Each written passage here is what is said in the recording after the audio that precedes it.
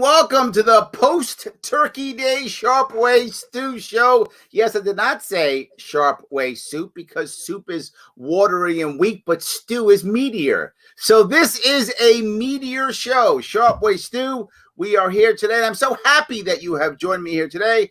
As always, please like, comment, share, as I always ask you to do. If you happen to have some cash, great. Throw me some money if you get those big dollars. Throw me $100 if you got it. If you don't, $5 or $10 will work. No worries, whatever works for you. Of course, if you don't have any of that, no worries. You can help me out by supporting my sponsor.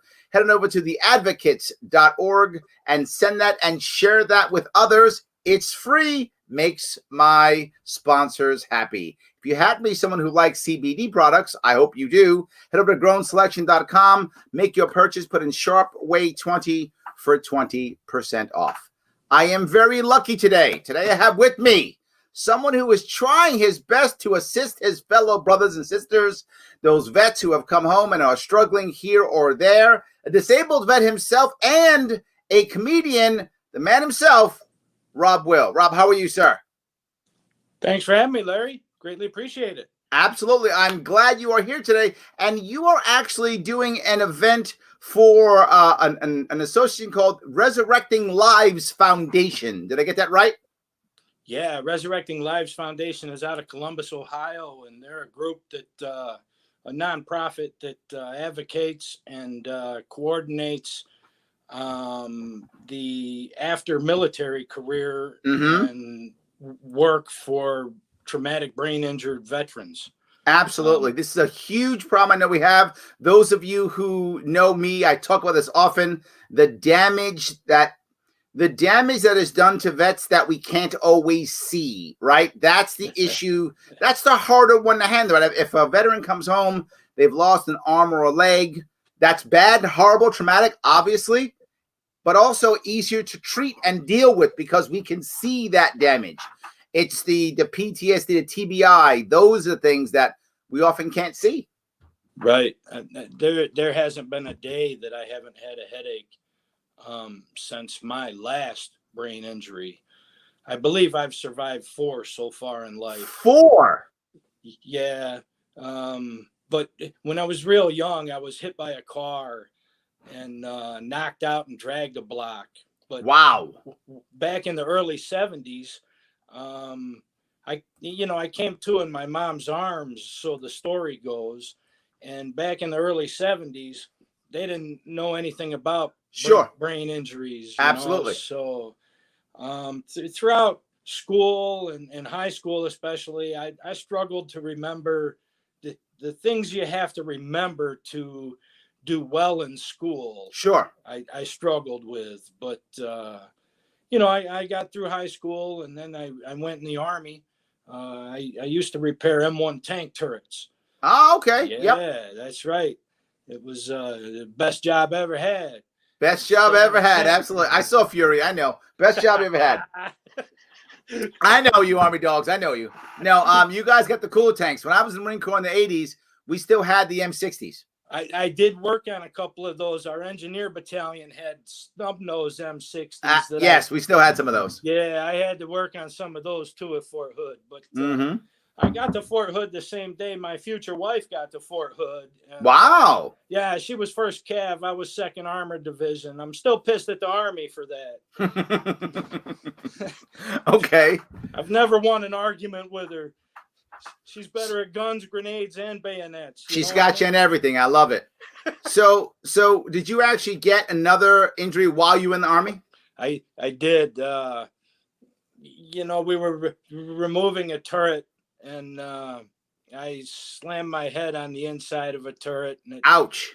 The turret itself was like 18 tons or something, and my little old melon is nothing compared to that. Not even a ton. No, Not even a ton. not even on a good day. Not in a good day. Not at all. Absolutely. Not at all. I love that. So no, that wasn't even my worst one. The worst head injury I had was back in 1999. I was working for a local welding distributor, and a 2,300-pound cluster of argon cylinders was being unloaded with a forklift, but the casters caught the lip of the dock, and the whole thing tipped at me, and the steel canopy hit me in the side of the head. Ouch. Yeah, they said I was lucky.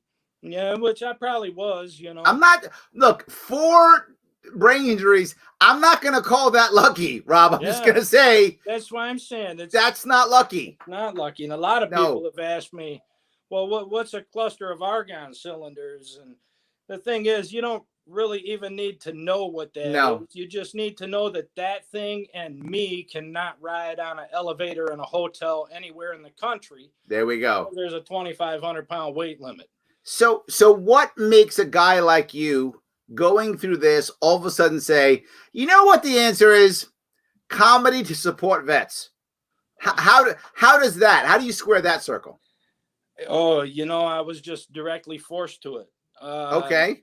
You know, I saw a gastro specialist at the Pittsburgh VA. Okay. And he told me the spots on my liver are because I don't drink alcohol.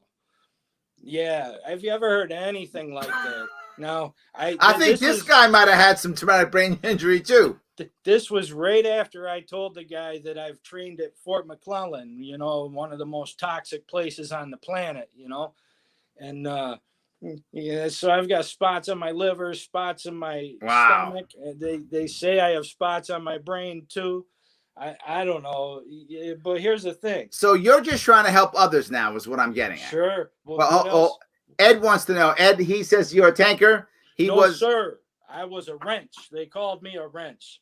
There we go, Ed. I repaired M1 tank turrets. I know a lot of tankers. Respect them very much. There's some great people that ride. So he was a wrench. I like that. Yeah. That's good. I like that. That's good. Andrew Young says, looking great, Rob. You said he's not on the internet, Larry. I couldn't find him. I looked for him. The guys, I think you made him up. Did you take this? This like your cousin or something? You put some guy, you put some stuff and you made a guy. I couldn't find him. Andrew, I looked for you. Like, where are you? He's my brother. I love it. The Warrior Workout Network, where they work with the obesity and suicide issues in the veteran community. Huge problem. Absolutely true. Joe asked, has cannabis helped at all for you? Oh, absolutely. But see, that's the thing. I had to get out of VA healthcare I'm a New Yorker. Mm-hmm. So I got out of VA healthcare, and I go to the Dent Neurologic Institute up in Buffalo. They're like New York's leading experts on cannabis and medical cannabis. And yes, it absolutely helps me. Mine is the higher THC than CBD. I honestly, I don't even remember what it is sometimes, but as long as it does the job, I'm happy. That's awesome. I'll hit the oil pretty heavily some days, you know, but it definitely lets me sleep better. There we go. There we go. I don't know why the VA is, you know, there's a lot of guys, a lot of women that could definitely benefit that are being lied to, honestly. So let me ask, a bunch of questions are coming in here, so let me grab a couple if I can. By the way, Ed says, so was he. He was also a wrench. Wheeled vehicles, though. That's what the wife did. There we go. There we go. So there, absolutely. So a policy question. If Rob was president for a day, how would he reform the VA? Big question for you, man. Can you handle that one? It's a big question. It is a big question, you know, and that's how would I reform it? Honestly, I think I would scrap it and start over. There we go. I've heard that many times. There's so much crap to you know, you know what? The VA should be funding comedy shows for veterans. You know what you just said? I cannot tell you enough of that. I said all the time, you know, people get mad at me sometimes because I sometimes have a dark sense of humor. But you know, vets have a very dark sense of humor because we joke about harsh things that we either have seen if we're combat vets, or have been around if we have been around combat vets, or afraid that's going to happen to us or to our friends. We joke about horrible stuff. We have a dark sense of humor, but it's kind of how we handle things, isn't it? We absolutely do it that way. You know, I never deployed anywhere, but I had a lot of friends who did. And, you know, I've spent lots of nights chatting with them over stuff they've seen. Yep. And, you know, I personally, I don't necessarily have answers except listen. Yes. You gotta sit and listen. Sure, it's heartbreaking. You might cry with that vet. So yes, what? Cry. Absolutely. So yes, what? absolutely. You know, and the example I use all the time is I use the example of Mel Brooks. Mel Brooks, the old comedian, Jewish, was fought. I don't know if he actually fought, but he was enlisted during World War II against Germany. Lost family members in the Holocaust, like people he knew and loved dead in the Holocaust. And that guy joked about Hitler all the time because that was a dark part of his life. So he joked about it to get through it. I'm cleared to take power away from it. I mean, he joked about it all the time. And it's the guy who literally was in the war and lost people, and he joked about Hitler all day long. I think vets are similar. Just a couple of years ago, staying with Mel Brooks, he was involved with a movie called The Last Laugh, which was a lot of Holocaust survivors, and that's exactly what they did. Yep. You know, it's that old saying, he who laughs last laughs best. You know, if you're Jewish and a Holocaust survivor, you've got to be laughing about Hitler. Yes. You know, it's the only way to continue living a civil life. Absolutely. Absolutely. But now you're not the only one on this tour. You've got Jordan Brady with you on this tour also, right? Yeah. But Jordan doesn't really do that much stand-up anymore. He's much more of a director now. Is that true? That is very true. He does an awful lot of commercials. Many of them people have seen and don't even know it. But he's also been involved in a few other documentaries, one of which was called I Am Battle Comic. He took some comedians overseas and made a documentary about entertaining the troops overseas. And well, no, he's done that himself, but troops, he actually does stand up himself, right? That is very true. Yes, again, he's trying to support troops. He's over there trying to make them feel better and get through this. Yeah, absolutely. Absolutely. Now, he doesn't go there often, but he's real good friends with other comedians that do. Let me show the audience. This is one of the things that this guy Jordan's going to be with this comedy show tomorrow night, right? Yes, sir. The show, by the way, guys, is tomorrow. If you see the link, it's in the actual show notes up top. If you want to get a ticket, it's Zoom, so you don't have to be in New York. I mean, the people are based out of New York, but you don't have to be in New York to enjoy it. You can go ahead and do that. It's for charity to support disabled vets. Robb's going to be there, obviously, but also, Jordan, this is some of Jordan's work. If I can, let me show this to you real fast. You'll see the kind of stuff that he does.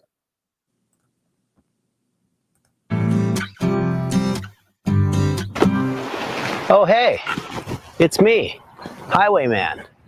If you think you've been exposed to the coronavirus, follow these 3 important steps. It's going to be helpful. 1, stop right where you are. 2, drop your body to the ground as fast as you can. Yes. And 3, roll back and forth for 40 seconds. That's long helpful. enough to say the alphabet. That'll and help. if you feel that you're in a safe location, you can take off your clothes. Right. Just think of those 3 words. Stop, drop, and roll. Safety. Because it just might save your life. Remember, the best way, man, is the highwayman. Hey, good throw, Melissa. That's the kind of stuff that Jordan does. Now, you know, Jordan told me that guy before that commercial would do nothing but go, jump, and run. I love that.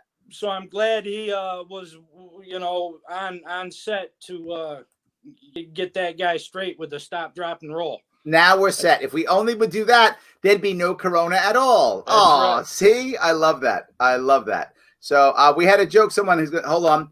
I had some Haji kid. I've heard that phrase before. Haji. I've heard it before. Run to us and say, Mr. Chicken, So I pulled out a ham slice in Marie and wrote chicken on it and threw a box to him.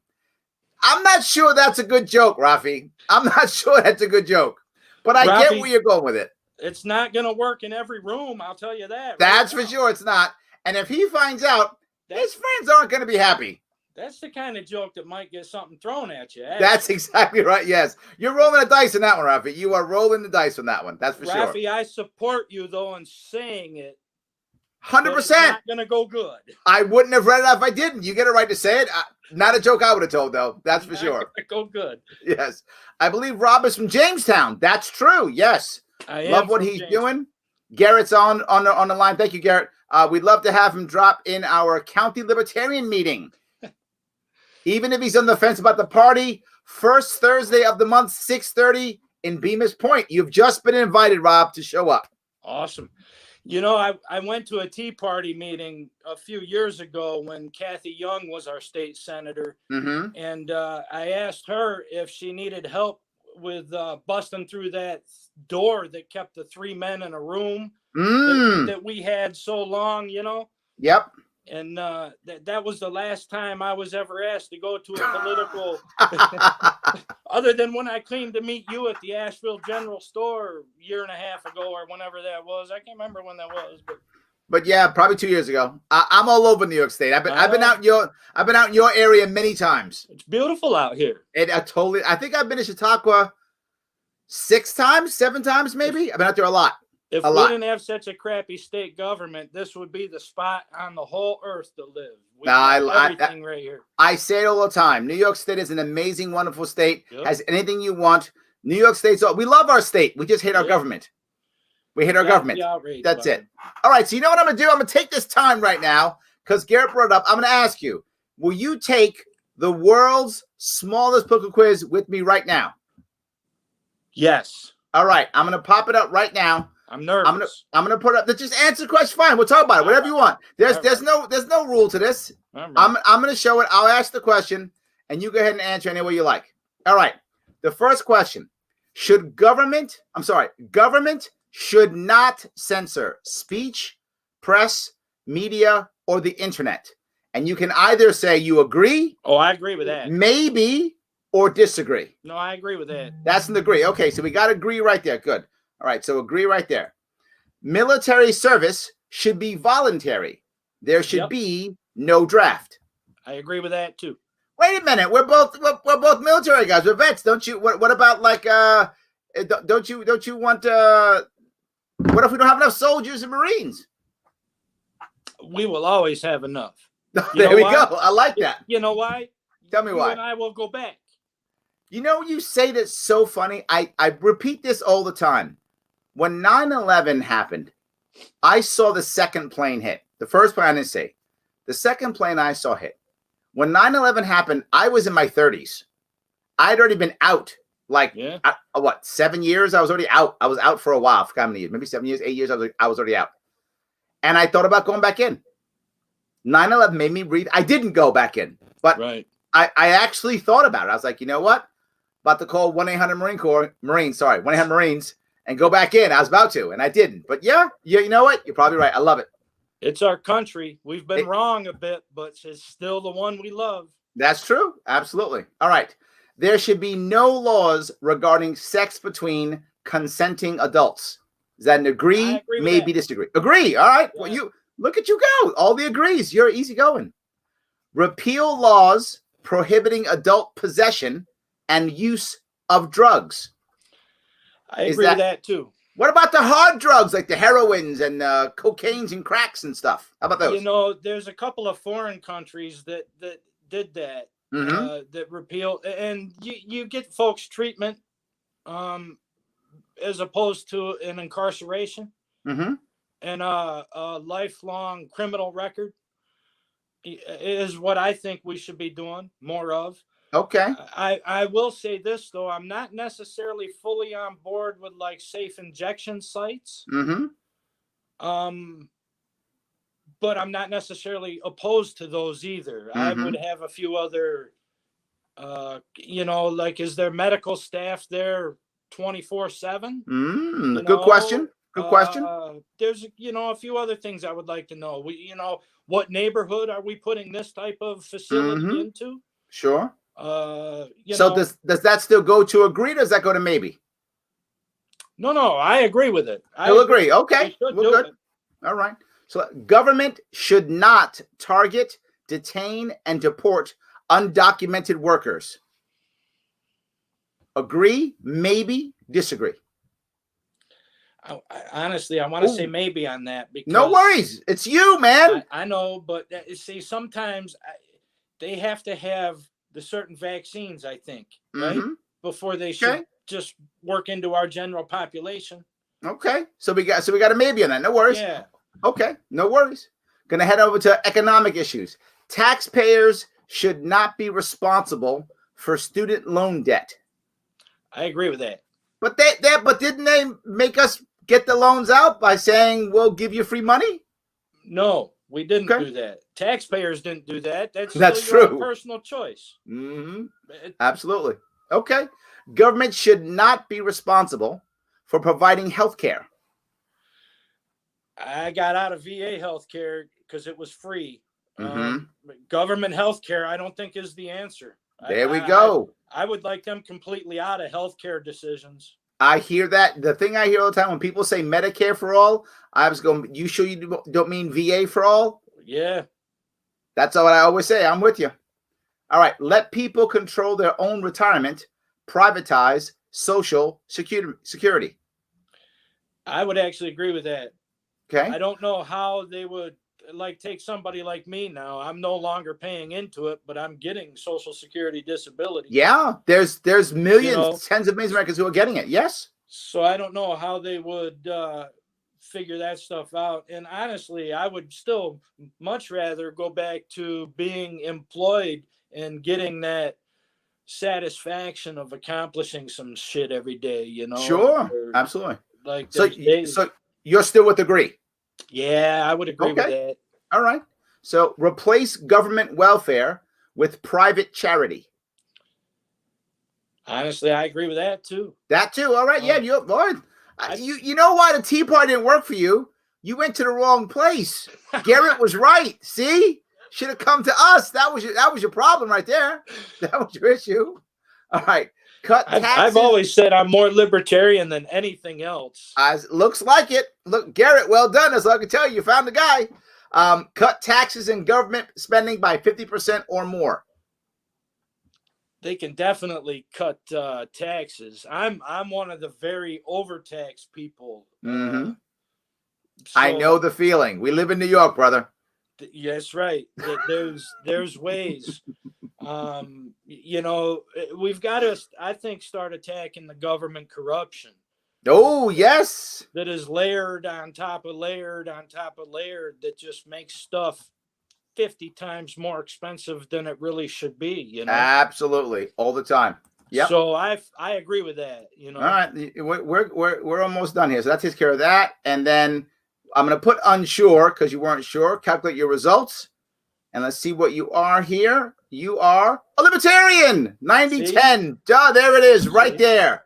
Can't believe it. I'm pro-abortion. I'm pro-gun. Pro-gun? I never fit into any group. I'm glad I found one. You found one. It's that easy. Simple done. Simple done. All good. All good. Nice. So off you go. See, so Garrett was right. Next time you have a chance, remember what he said. What Thursdays he said? You got to come out there one Thursday. You have to. So is there a way I could hit the chat and find out, right? Absolutely. 100%. I'm sure he'll reach out to you. Garrett's good that way. Right. Absolutely. I am yes. on Facebook, Garrett. There we go. So Joe says this guy's going to be more libertarian than Larry. Next show will be renamed The Will Way. You're going to take my show over, Will. No. You're going to take my show. That's my goal, Larry. You work too hard. But the worst part is, see how Joe just sold me down the river? Joe, I thought we were brothers. What happened? Sold me right down the river. He's like, out, God. Absolutely. So Matt's on your side. So's Ed. Ed says student debt, individual responsibility. Matt says the end welfare. IRS is to audit itself. Oh, absolutely. Perfect. All over. Sure. I love it. We are rocking and rolling here. All good. So I also want to go, it's not just, but it's you're one.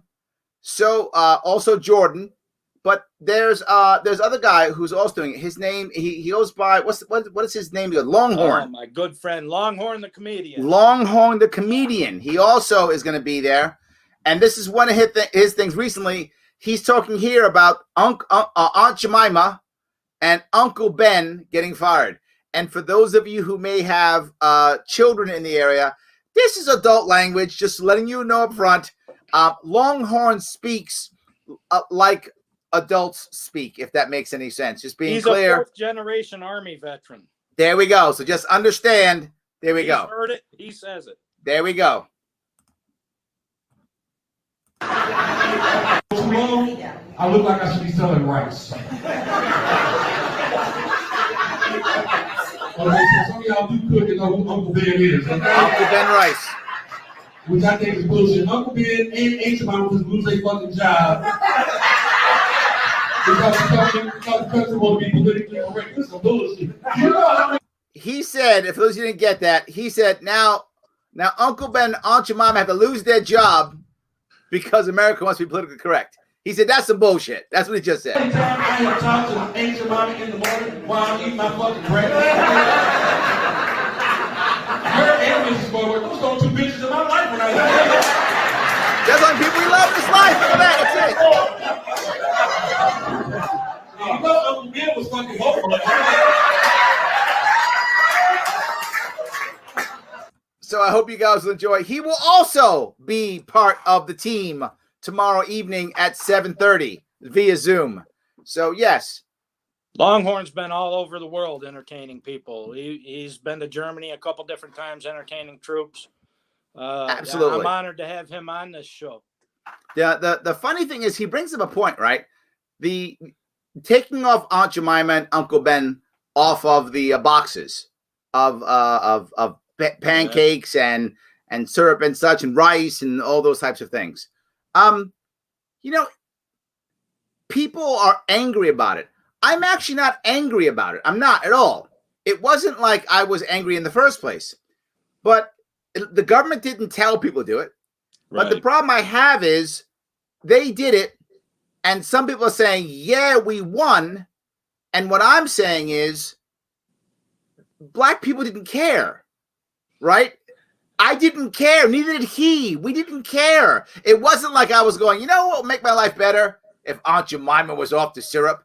I was never thinking that ever. That was never a thing in my head. That's not. And the people who did it in the boardroom, they weren't thinking at all, you know what? We're racist. We should change this.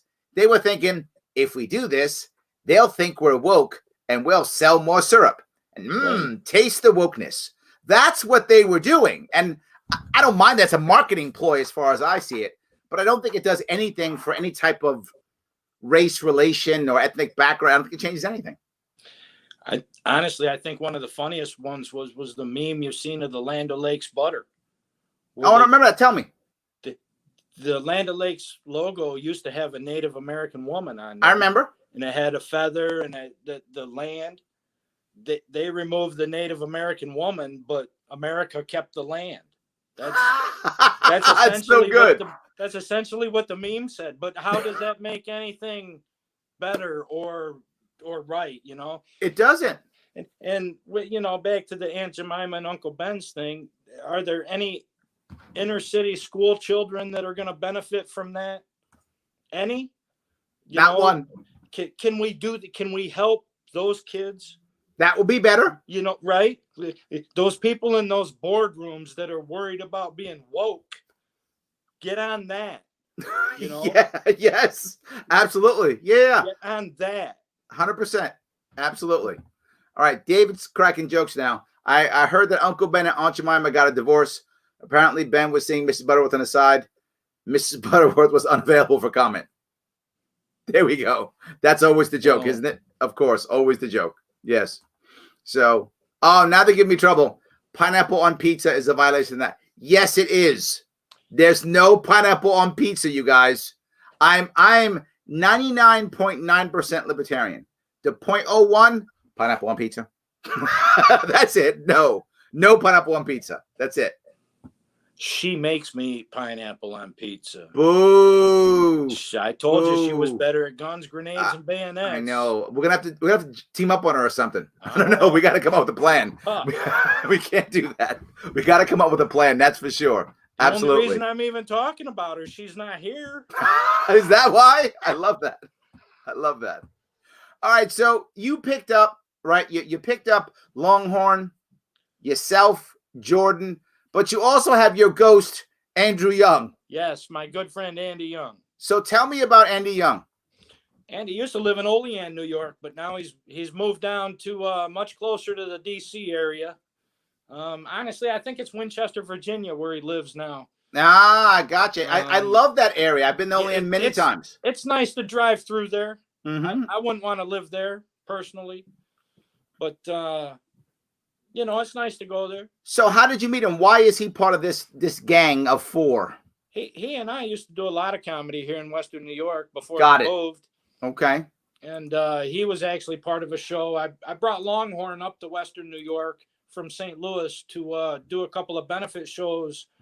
One here in Chautauqua County to benefit our U.S. veteran flag holder project that we had going on a few years ago. And then one in Cattaraugus County to assist the St. Bonaventure student veterans on their St. Francis pilgrimage to Italy. So we put on a couple of shows, had Longhorn come up here for that, raised quite a bit of money. So Longhorn's not from New York? No, he's from St. Louis. Well, actually, I think he's originally a Texan, but I thought he was from New York this whole time. No, sir. He lives in St. Louis, Missouri now. All right. Okay. All right. No worries. But Jordan was originally born in Ohio, but of course he's one of those LA people now. So one thing that most people don't know is that Jamestown, where you currently are, it's the hometown of Lucille Ball, the ancient comedian now. Now ancient, right? She's now, right? But I mean, come on. Don't you still have isn't there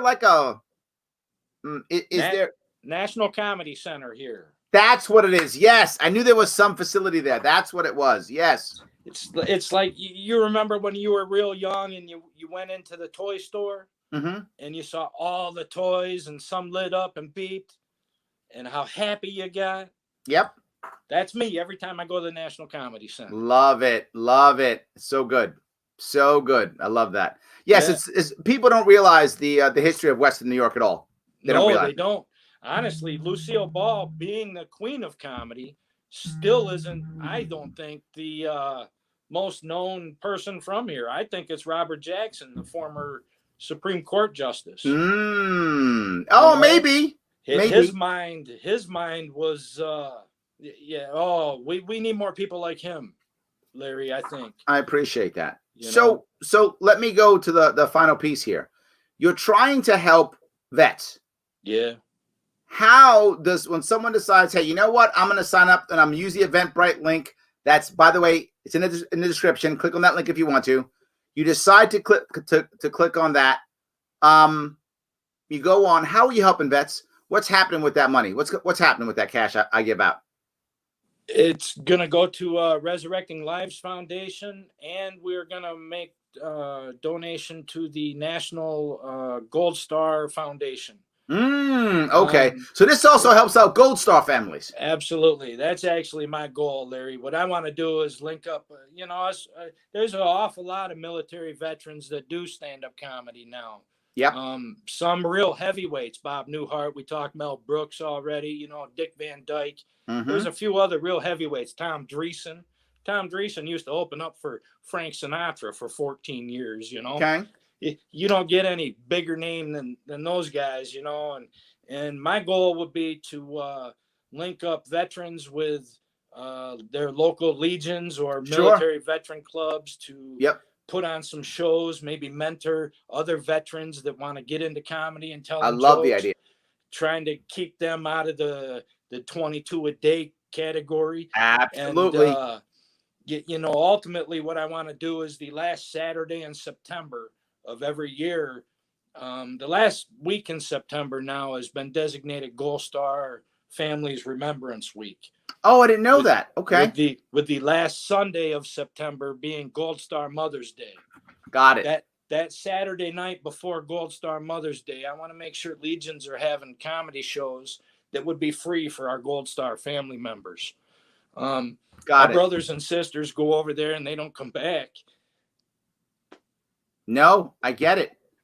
I got to tell you, though, Rob, the thing that bothers me more than that, those who don't come back, their journey's over. Right. It's those who come back who left something there and they'll never get it back. Right. Their journey keeps going.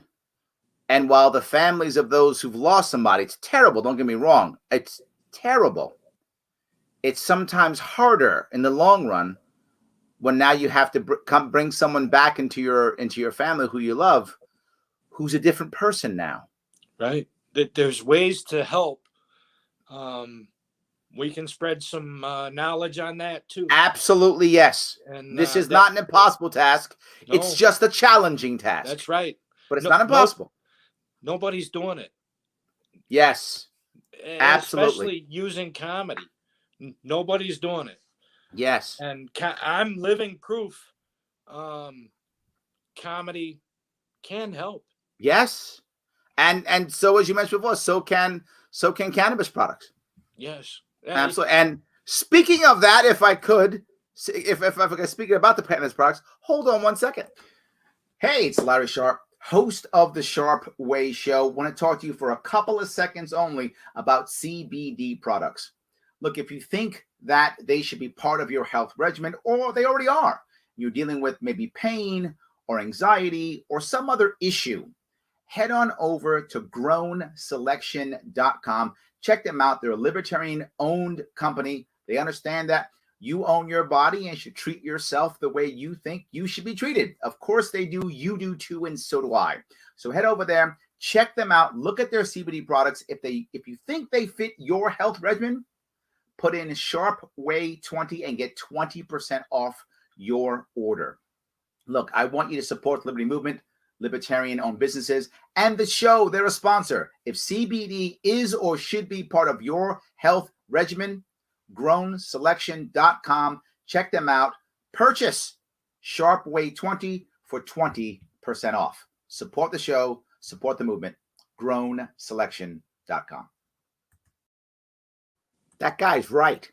So yes, that guy's right. But definitely. I guess what I'm bringing up with all of this, though, is the only way that we can actually help our veterans is by not just thinking, saying thank you for your service and thinking that's enough, right? Thank you for your service is nice. I'm not against it. It's nice. It's a good start. It is. On top of that, let's now say, what can we do to make things better? And I think really what Andrew brought up is really important. He says it's hard to live with. You have to address it or it destroys you. Yeah. Yes.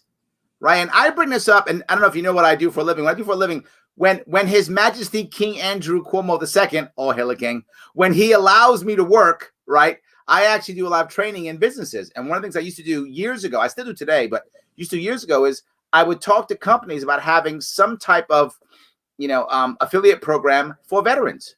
Yeah. Most large organizations, now it's changed, but I'm talking 10 years ago when I really first started doing this. 10 years ago, most companies, when you went to a company, there's no checkbox for veteran. It's a checkbox if you're part of the LGBT community. It's a checkbox if you're part of a racial ethnic group. A checkbox if you're a felon. It's a checkbox for almost anything. If you want to put your checkbox down, they're not required, but they're there if you care. There was no checkbox for veteran. So how would you know if you could have an affinity group? Did I say affiliate? I meant affinity. Sorry, my head's in business. How could you know you have an affinity group for veterans if you don't know what your veteran population is? Right. There's no way. So addressing it, like Andrew was saying, letting them know, hey, let people know you're a veteran. Because this stat you may not know, but over 50% of all veterans leave their first job within the first year or are fired. Right. They somehow lose their first job within a year, 50%. They can't assimilate. Right. But imagine if you had a vet, as you said perfectly, to mentor somebody through this. That's right. To say, brother, I've been through this.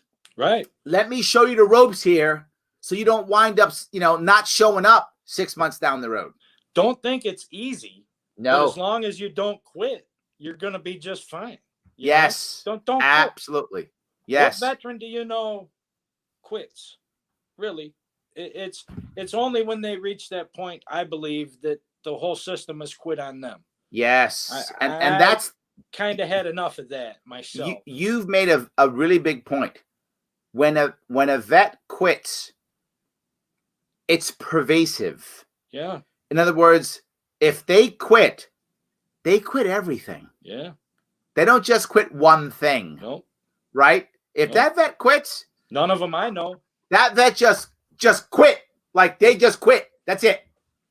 I lose. I surrender. It's done. That's how they quit. And that's a problem. And that's why you don't want them to quit. I remember in my darkest days, I remember I had to take control of something so I could take control of other things, right? Take control of something so you can take control of other things.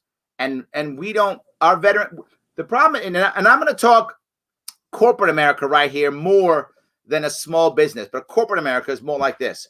When corporate America has a vet come in, they often think one of two things, and both are bad. Yep. One is, a vet, ooh, they're not going to fit here. Number one, right? They're going to be violent, or going to get gun, or they're a war vet. They're going to think that part. That's option one. The other side that I see that happens that's bad is, they're a vet. They're magical. Yeah. They will fix everything because they're a vet. All I do is input vet, and my company is amazing. Neither are true, right? Neither are true. Right. And most often then we get a difference between the officer corps and the enlisted corps. Also a difference. Right.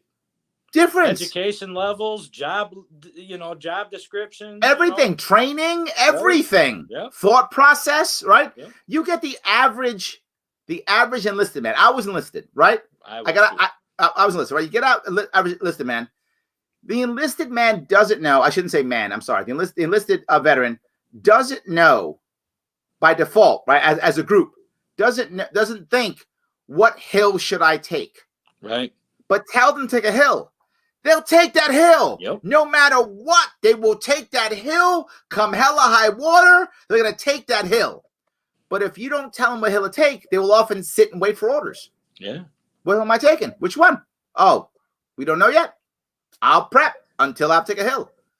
Right? And sometimes other people don't get that. They think, well, the vet knows everything. Or the reverse. Right. You hire an officer who doesn't actually know how to take a hill. Yeah. The officer knows what hill to take. Right. But they don't know how to take a hill. Exactly. And so now you expect them to do everything, and they're like, no. I'll tell you what hill to take. I'm not taking a hill. Yep. That's what sergeants are for. Right? That's what he's thinking, right? So, and even that doesn't lend. There's so many issues where it just doesn't connect, and we need more mentoring. You're completely right. At least start talking and having the conversation. Yes. People, thank you for your service, like we've said, and walk on by. That's it. That's how they work. Absolutely. Yes. I work in human service, and it gets hardest for me to work with because I have no military background. Another thing I do all the time, I work with HR because I try to talk to people on how to make that connection. I'll give you a true story. I was working with veterans, and I had one young lady. She comes to me and she sits down, and we're doing a mock interview. I said, so you're doing your first interview with HR. She begins it like this. I'm not joking. Well, the first time I was in a firefight, I was like, what are you saying? Right? But to be forward, if she was talking to vets, we'd be like, yeah, go ahead. Yeah, okay, then what? Like, we're like, good. But you're talking to some 20-something HR rep who isn't a veteran. You just yelled at that HR rep, I don't belong here. You yelled at her. Unless that HR rep works for Blackwater. That's true. You know what I mean? You've made a mistake. Yes, that is not the right answer. And to be forward, the other part is I don't want her to hide her combat experience. No. She just has to know when to say it, when to use it. Right, exactly. It's hard. Quick story. My brother used to work in the Pentagon. Mm-hmm. I was sitting across the desk listening to him talk to a guy who was installing a home theater system into his house. Mm-hmm. And this guy was saying it was going to cost more money and needed to get okays from my brother for whatever reason.